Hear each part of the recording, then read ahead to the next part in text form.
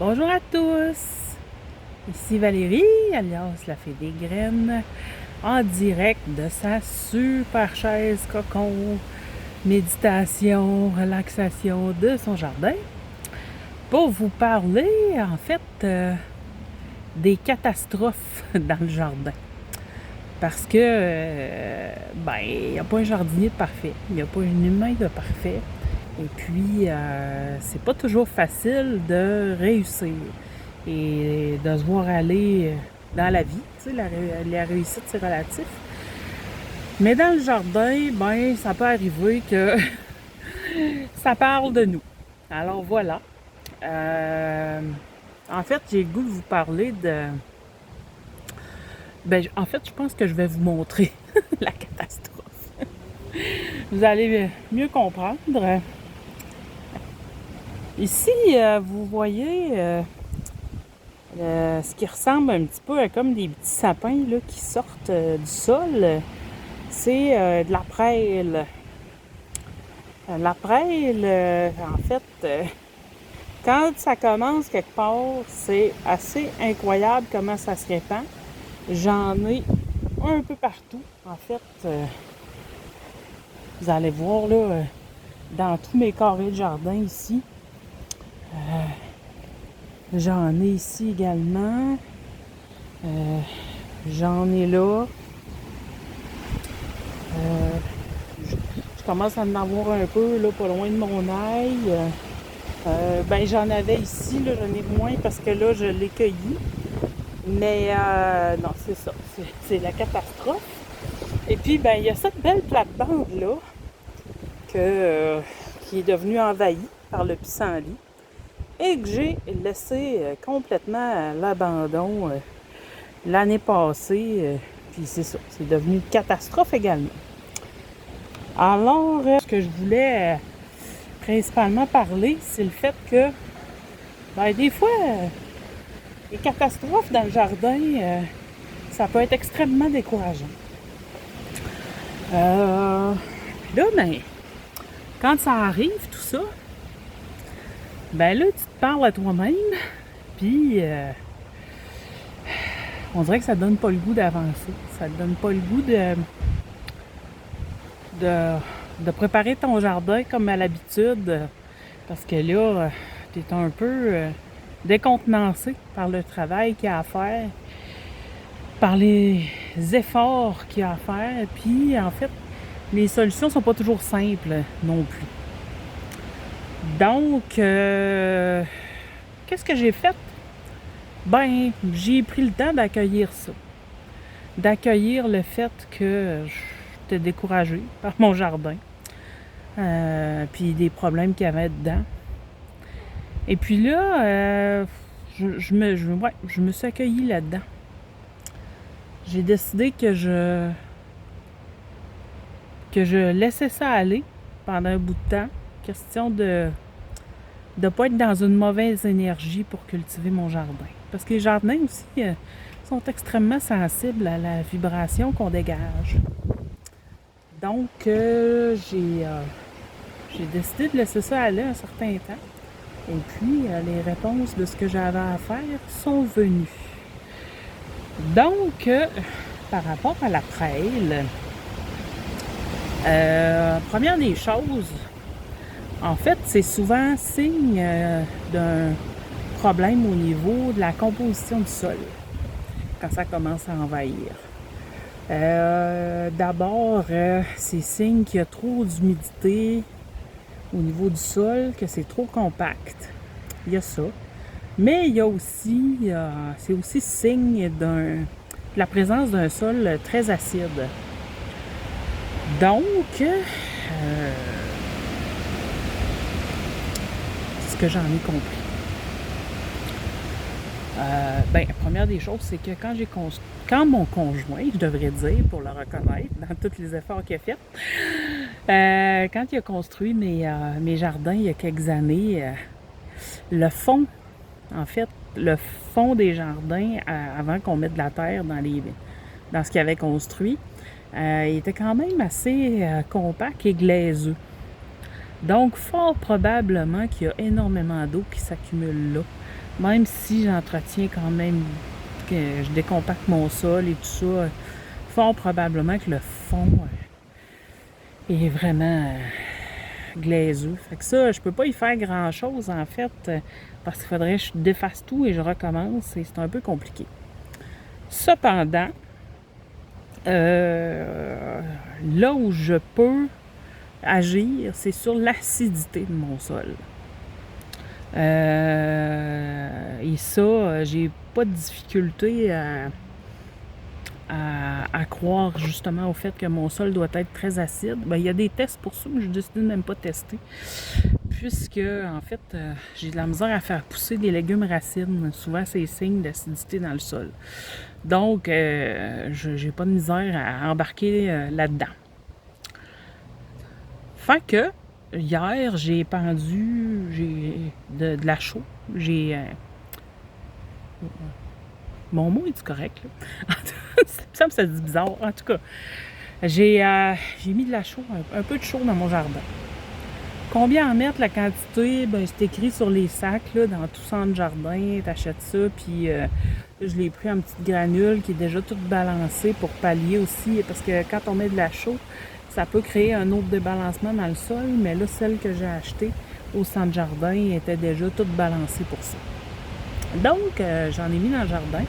Important de vous mettre un masque parce que la poussière peut être très dangereuse pour les poumons là, quand même. Là, donc, ça colle vraiment dans les poumons. Donc, vous mettre un masque. Et puis, donc c'est ça. Fait que j'ai mis de la chaux. C'est les granules blanches là, que vous avez vues là, dans mon jardin probablement. Fait que je verrai qu'est-ce que ça donne en espérant que ça fonctionne. Puis si ça fonctionne pas, ben c'est ça, puis c'est tout. Parce qu'en fait, dans l'adversité, une fois que tu as pris du recul, que tu t'es calmé, que tu t'es accueilli dans tes émotions que tu vivais, ben tu trouves aussi une utilité. Hein? La prêle, en fait, c'est important que je vous le dise parce qu'il y a une sorte de prêle qui est toxique. Mais ça, je vous invite à consulter Internet là, pour voir comment faire pour choisir la bonne. Mais celle que j'ai dans mon jardin, c'est la bonne. Là. Donc, la prêle, en fait, a des impacts ultra positifs sur la santé du corps. Donc, je me dis, ben, ça peut effectivement pas me faire de tort. Alors, je ramasse là, ce qui pousse dans mon jardin pour la faire sécher et me faire mes tisanes. Donc, je vais me faire des tisanes de prêle et je vais assurément aussi en ajouter un petit peu dans mon eau pour la laisser se dégorger dans mon eau. Laisser les huiles essentielles, vitamines, minéraux un peu aller dans l'eau que je bois. Les composés de ça aident vraiment au niveau du corps. Mais je préfère vous laisser consulter Internet là-dessus. Parce que je suis pas une spécialiste, puis je préfère que vous fassiez vos propres recherches. Mais en fait, c'est ça. Puis en fait, il y a de la silice, beaucoup dans la prêle. Donc,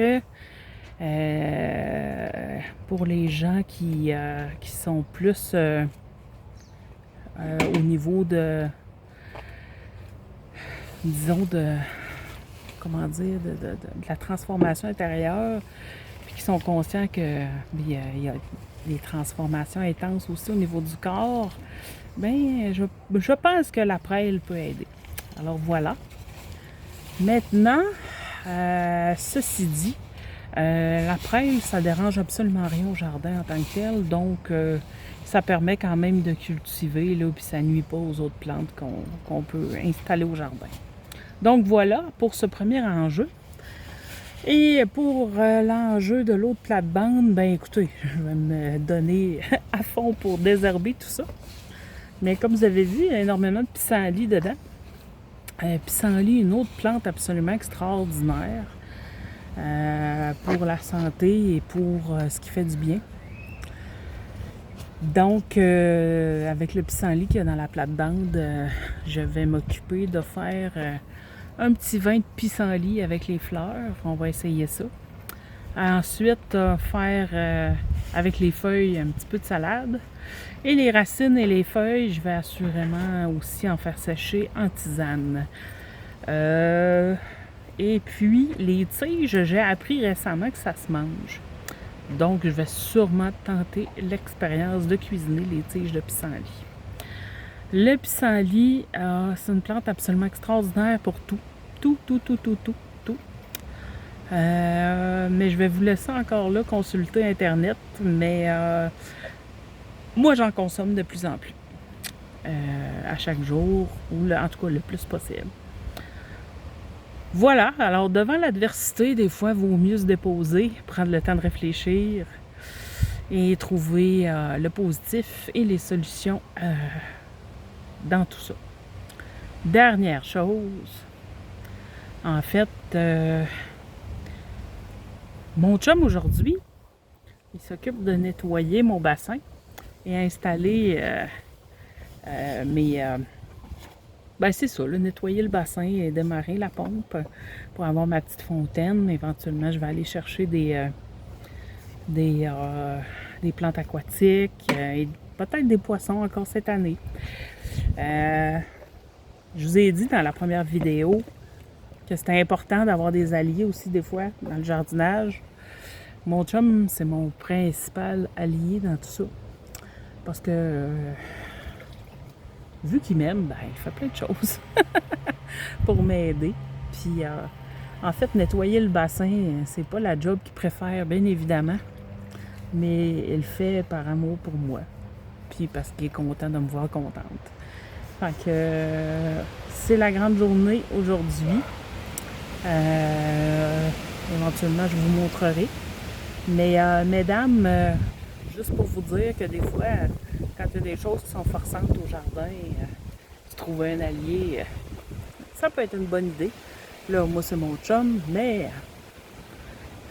des fois, on peut faire ça à plusieurs aussi, puis c'est ça.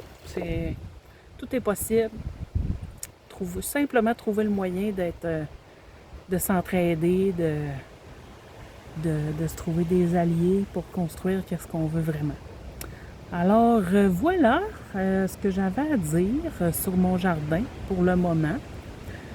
Je vais vous laisser sur une petite image du chum en train de travailler que je vous montre. Mais bon, il fait la grosse job avec le bassin qui est un petit peu dégueu. Je vais vous montrer. C'est pas la job du siècle, là, je vous le dis. Mais il sait qu'il me fait énormément plaisir quand il le fait. Alors, je le reconnais pour ça, puis merci beaucoup, mon amour. Alors, je vous souhaite à tous une excellente journée, chaude et ensoleillée. Prenez soin de vous hydrater. Faites attention à vous. Bonne fin de journée!